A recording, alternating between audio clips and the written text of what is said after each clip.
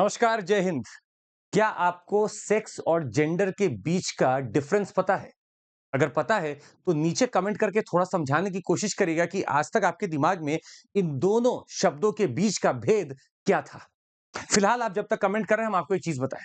एक बड़ी खबर आ रही है कि पहली बार इंडियन रेवेन्यू सर्विस या देखा जाए अगर हम पूरे केंद्र सरकार की सर्विसेज को देखें तो पहली बार एक न्यूज ऐसी सामने आ रही है कि एक IRS officer, Indian revenue service के एक ऑफिसर जो कि 2013 बैच के हैं, उन्होंने अपना नाम और जेंडर दोनों ही चेंज कराकर अपने सारे रिकॉर्ड्स को बदल लिया है और इसको अनुमति दे दी गई है फाइनेंस मिनिस्ट्री द्वारा। आइए समझते हैं कि मुद्दा क्या है।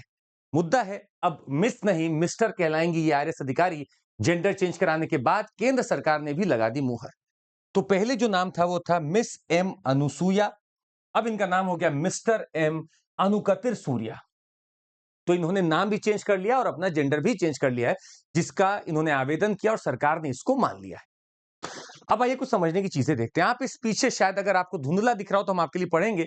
ये एक लेटर है और अधिकारी के अनुरोध पर यह विचार किया गया और उसे मंजूरी दे दी गई। इस लेटर में ये लिखा हुआ है, इनका कहना है कि अनुसुईया जी जो आईआरएस है 2013 के बैच के, वो अभी फिलहाल चीफ कमिश्नर के तौर पर वहां पे है, सेस्टैट हैदराबाद में है।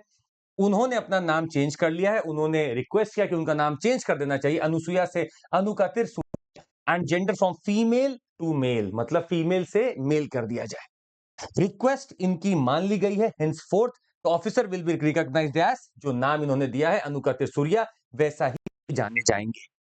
इसके पीछे बहुत लीगल प्रोसेस है, बहुत बड़ा बैटल है। आइए समझते हैं उसको भी, पर उसके पहले हम आपको कुछ चीजें बताना चाहेंगे। देखिए, अगर आपको डायनामिक चीजें चाहिए और सही मायने में आपको यूपीएससी प्रिपरेशन करनी है, तो अब वो समय आ चुका है कि आप हमारे साथ जुड़ जाइए। आप चंद्रमौली एसआईआर टेलीग्राम पे भी जुड़ सकते हैं और 29,999 में आपको 15 महीने का कोर्स मिल रहा है। 15 months of course which you can type to take from us. Dedicated पूरा शेड्यूल आपको मिलेगा, पूरी पढ़ाई की जाएगी, टेस्ट सीरीज के साथ आपको मिलेगा। अब आइए समझते हुआ क्या, इस पूरे जेंडर चेंज के कानूनी प्रावधान क्या है, आइए समझते हैं। जेंडर चेंज कराने के लिए सबसे पहले आपको आवेदन करना पड़ता है। तो जो ये अधिकारी थे, इन्होंने आवेदन किया। इस आवेदन पर कार्यवाही होती है और एक बार जब व्यक्ति लिंग को बदलने का फैसला कर लेता है, तो उसे एक हलफनामे का मसौदा तैयार करना होता है। एक एफिडेविट उन्हें तैयार करना पड़ता है। इस हलफनामे में लिंग परिवर्तन की घोषणा की जाती है। इसमें नाम, पिता का नाम, पता, आयु और लिंग बताना होता है। साथ ही यह हलफनामा एक स्टाम्प पेपर पे नोटरीकृत या नोटरीकृत आपको कराना पड़ेगा, मतलब नोटरी के द्वारा ही ये हो सकता है। तो जब आप नोटरी ये जारी कर देंगे एफिडेविट पे, तब आपको ये आवेदन जो है, ये हलफनामा है, ये सबमिट करना होगा कि हाँ, ये लिंग मैं बदलना चाहता हूं, ये प्रोसेस ऑलरेडी हो चुका है, मेरा अब ये नाम होगा। तो एक कानूनी इसमें तरीका ये है। इसके बाद देखिएगा, दूसरा कदम इस कड़ी में है कि उस शहर के एक प्रमुख समाचार पत्र में आपको विज्ञापन देना होगा, जिसके बाद आवेदन को जमा करने के बाद संबंधित विभाग उस आवेदन की समीक्षा करेगा, जिसमें लिंग परिवर्तन अधिसूचना ई गैजेट में प्रकाशित किया जाएगा। तो ई गैजेट में तब निकलेगा या गैजेट में तब निकाल दिया जाता है कि इनका लिंग और इनका नाम चेंज कर दिया गया है। अब इन सबके पीछे प्रोसेस क्या है, आखिर जेंडर चेंज हो कैसे रहा है, यह भी समझ। ये कोई मामूली प्रोसेस नहीं है। जेंडर चेंज अगर कोई भी कराने की सोचता है, तो सबसे पहले सर्जरी कराना एक बहुत बड़ा चुनौती है। सर्जरी के थ्रू होना पड़ता है, गुजरना पड़ता है, तो एक बहुत बड़ी चीज है। इसका खर्च भी लाखों में आता है और इस सर्जरी को कराने से पहले मानसिक तौर पर भी इंसान को तैयार होना पड़ेगा। जेंडर चेंज कराने के इस ऑपरेशन के लिए लेवल होते हैं। ये प्रक्रिया काफी लंबे समय तक चल सकती है। तो सर्जरी वो ऐसा नहीं कि एक दिन का मामला है। हो सकता है कुछ थेरेपीज हो सकता है कुछ स्टेप्स हो जो हो रहे होंगे। महिला से अगर पुरुष बनना है, इसके लिए लगभग 32 तरह की प्रक्रियाओं से गुजरना पड़ता है। पुरुष से महिला बनना हो तो 18 चरण होते हैं। मतलब आप देख सकते हैं कि महिला से अगर कोई पुरुष बनने की सोच रहा है, तो लगभग 32 प्रक्रियाओं से कर रहा है। और अगर कोई वहां से आपका बदल रहे हैं, तो आपका हो सकता है। सर्जरी को करने से पहले डॉक्टर ये भी देखते हैं कि लड़का और लड़की इसके लिए मानसिक तौर से तैयार है कि नहीं, क्योंकि सर ये बहुत ज्यादा साइकोलॉजिकली भी ड्रेन करेगा, बड़ा आपसे डिमांडिंग करेगा ये। और समझते हैं, ऑपरेशन के जरिए जेंडर बदलना हर किसी का संवैधानिक अधिकार है। एक बहुत बड़ा जजमेंट आया था इलाहाबाद हाईकोर्ट का, और ये बहुत दिन हुए भी नहीं है, बहुत हाल ही की बात है कि हम इलाहाबाद हाईकोर्ट का एक जजमेंट पढ़ रहे थे, जिसमें लिखा हुआ था कि हाँ, ये संवैधानिक अधिकार है, जेंडर चेंज करवाया जा सकता है, ये संवैधानिक अधिकार है। कैसे, आइए दिखाएं। तो एक उत्तर प्रदेश पुलिस में कांस्टेबल के रूप में तैनात है, जिसने 29 अप्रैल को एक कोर्ट के समक्ष कहा कि वो जेंडर डिस्फोरिया से गुजर रहा है। अब ये जेंडर डिस्फोरिया क्या है, इस स्लाइड के माध्यम से थोड़ा समझिएगा। जेंडर डिस्फोरिया का मतलब है कि अगर किसी को जन्म के दौरान एक जेंडर दिया गया है कि ये मेल है या ये फीमेल है, हालांकि उसको सेक्स बोलना ज्यादा ठीक रहेगा कि ये मेल है या फीमेल है।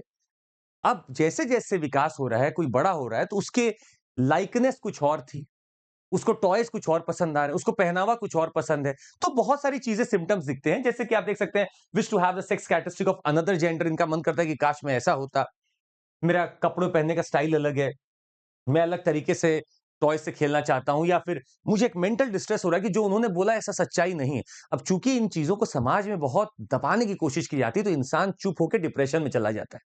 पर जो लोग सामने आते हैं वो बोलते हैं कि नहीं, मुझे जेंडर डिस्फोरिया है, मुझे ये कन्फ्यूजन है, मेरे दिमाग में ये चीज़ें बनी हुई हैं, इसीलिए मैं चाहता हूँ कि मैं अपने लिंग को परिवर्तन करा लूँ। अब आप इतने बड़े सर्जरी से गुज़र रहे हैं तो स्वाभाविक सी बात है आपने मेंटली अपने आप को प्रिपेयर किया होगा।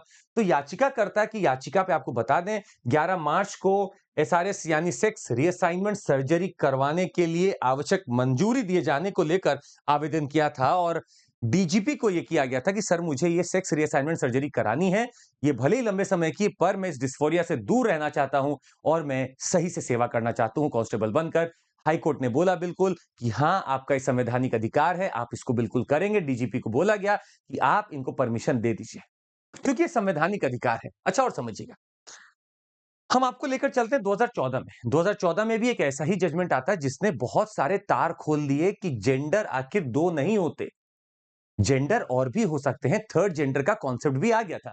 2014 की बात है, सुप्रीम कोर्ट में एक याचिका दी गई थी, और यहां पे नालसा बनाम भारत संघ या फिर नेशनल लीगल सर्विसेज अथॉरिटी बनाम भारत संघ के खिलाफ हुआ था, और सुप्रीम कोर्ट का फैसला आता है ट्रांस पर्सन के अधिकारों को लेकर। एक ऐतिहासिक निर्णय है कि यहां देखिए, सुप्रीम कोर्ट ने बोला कि तीसरे जेंडर के रूप में मान्यता देता है मुझे, उनके भी अधिकारों को पहचान देनी है। और साथ में एक बहुत बड़ी बात है कि जिस समाज को विकास आगे होना है और भी होना, विकासशील रहना है, उस समाज में अगर मैं जेंडर स्टीरियोटाइप बनाकर चीजों को रख दूंगा तो मैं आगे नहीं बढ़ पाऊंगा।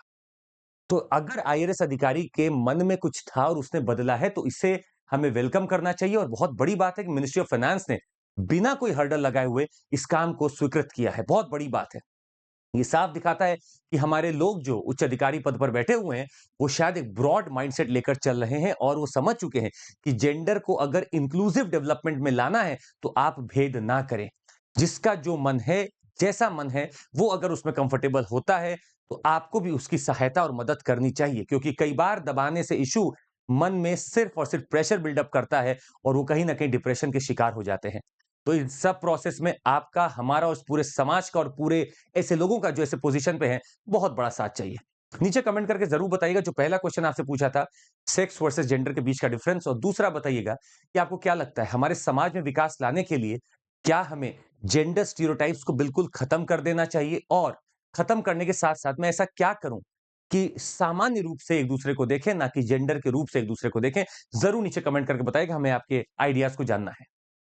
साथ ही मैं आपको बता दें, अगर आपको हमारे साथ जुड़ने का मन है, और अगर आपका मान लीजिए पिछले साल नहीं हुआ, मतलब 2024 में नहीं हुआ पीटी में, तो आप हमारे साथ जुड़ सकते हैं। विजेता बैच है, आपको जरूर विजेता बनाने की कोशिश फिर से हम करेंगे। 8 जुलाई से चालू है। साथ ही में हमारे पास मंजिल, अचीवर्स और लक्ष्य बैच है, जिसमें लक्ष्य में आप हिंदी में तैयारी करते हैं, मंजिल में इंग्लिश चलता है। और हमारे सबमिट हो रहा है 20-21 को, आप देख सकते हैं। We have this quality enrichment program, तो जो लोग वाइस मेंस दे रहे हैं, जरूर जुड़ जाइएगा। और आइकॉनिक सब्सक्रिप्शन जो लेता है, उसको AI based answer evaluation, interview guidance और बहुत सारी सुविधाएं मिलती हैं। प्लस आपको ये भी हम बता दें कि सीसैट का अगर मन में डर है, तो आप इस कोर्स से जुड़ सकते हैं, आपको मजा ही आएगा। और लास्ट आपको बता दें, अगर आपका ज्योग्राफी ऑप्शनल है, तो आप किसका इंतजार कर रहे हैं? अब तो कोर्स लॉन्च कर दिया हमने भी, और यहाँ पे अच्छे खासे लोग आकर पढ़ रहे हैं। एनर्जी, एफिशिएंसी, ईमानदारी, अगर आपको लेना हो ज्योग्राफी ऑप्शनल में, जरूर आइएगा, आपका स्वागत है। आपसे विदा लेते हैं। Thank you so much, take care, Jai Hind.